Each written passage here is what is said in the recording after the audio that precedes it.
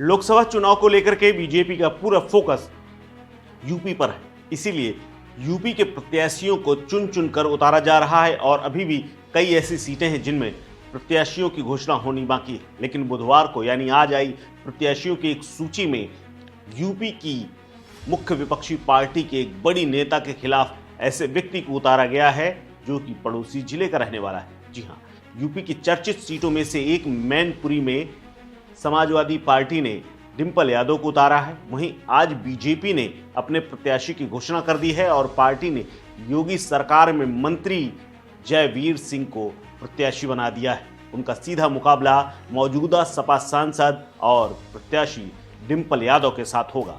डिंपल यादव कुछ साल पहले ही उपचुनाव में जीती थी और एक बार फिर से वो मैनपुरी अपने ससुर मुलायम सिंह की सीट पर भाग्य आजमा रही।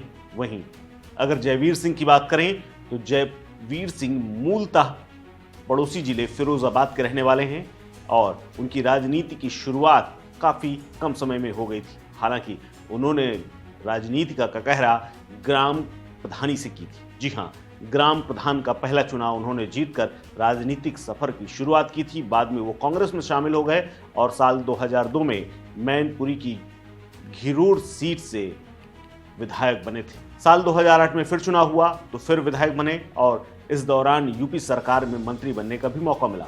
जयवीर ने बाद में बीजेपी का दामन थाम लिया। 2022 में उन्हें मैनपुरी सदर सीट से प्रत्याशी बनाया गया था। यहां उन्होंने जीत दर्ज की थी। इसके बाद योगी सरकार में पर्यटन एवं संस्कृति मंत्री बनाए गए। अब बीजेपी ने उन्हें डिंपल यादव के सामने मैदान में उतारा है। ठाकुर जयवीर सिंह के साथ साथ उनके परिवार के तमाम लोग राजनीति में सक्रिय हैं। उनके बेटे अतुल प्रताप सिंह फिरोजाबाद जिला सहकारी बैंक के अध्यक्ष हैं। बहू अमृता सिंह ब्लॉक प्रमुख है। दूसरी बहू हर्षिता अभी फिरोजाबाद की जिला पंचायत अध्यक्ष है।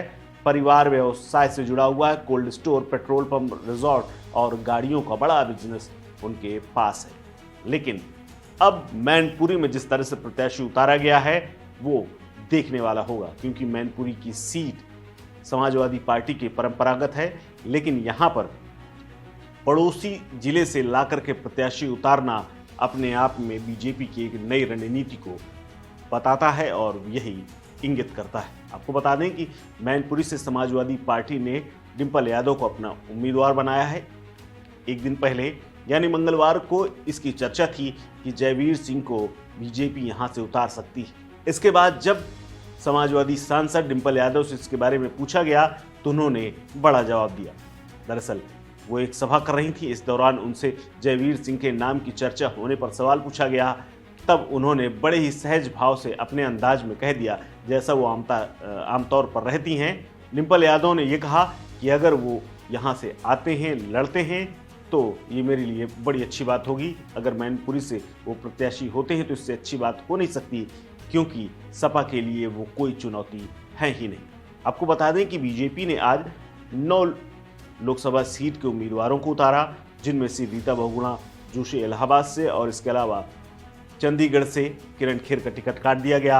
आसनसोल से टिकट वापस करने वाले पवन सिंह का भी नाम काट दिया गया। हालांकि अब उन्होंने निर्दलीय चुनाव लड़ने की तैयारी कर ली है। बीजेपी अभी भी कैसरगंज, रायबरेली, देवरिया, भदोही और फिरोजाबाद के टिकट घोषित नहीं कर पाई है। इन पर मंथन लगातार जारी है। इस खबर में फिलहाल इतना ही। अपडेट्स के लिए बने रहिए वन इंडिया हिंदी के साथ। नमस्कार।